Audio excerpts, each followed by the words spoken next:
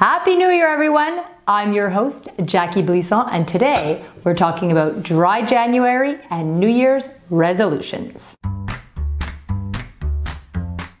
It's an age-old scenario. We spend all of December living it up, overindulging, and then all of January repenting. But if you really think about it, the problem with our merrymaking in December is the excessive behavior. And isn't total abstinence in January just as excessive? So here are 5 reasons why I think dry January is really not that necessary.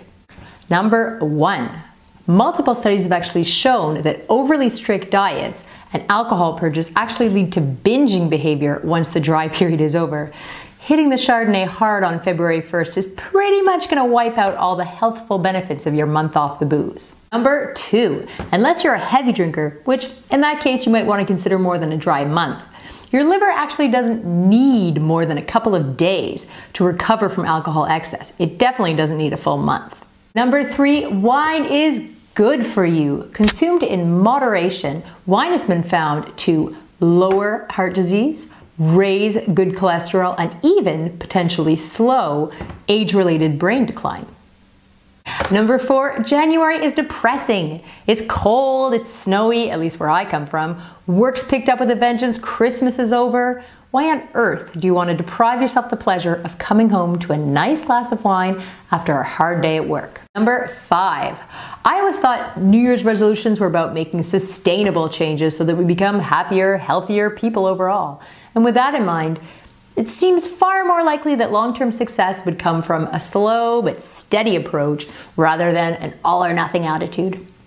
So instead of cutting out the Pinot Noir, why not make enjoyable, positive resolutions like drinking less but drinking better?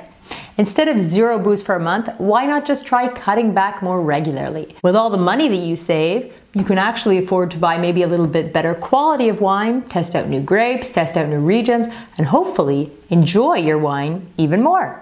And finally, you can resolve to boost your wine knowledge. Learning new things is good for your brain. It's true. And don't you find that you enjoy things so much more if you understand them just a little bit better?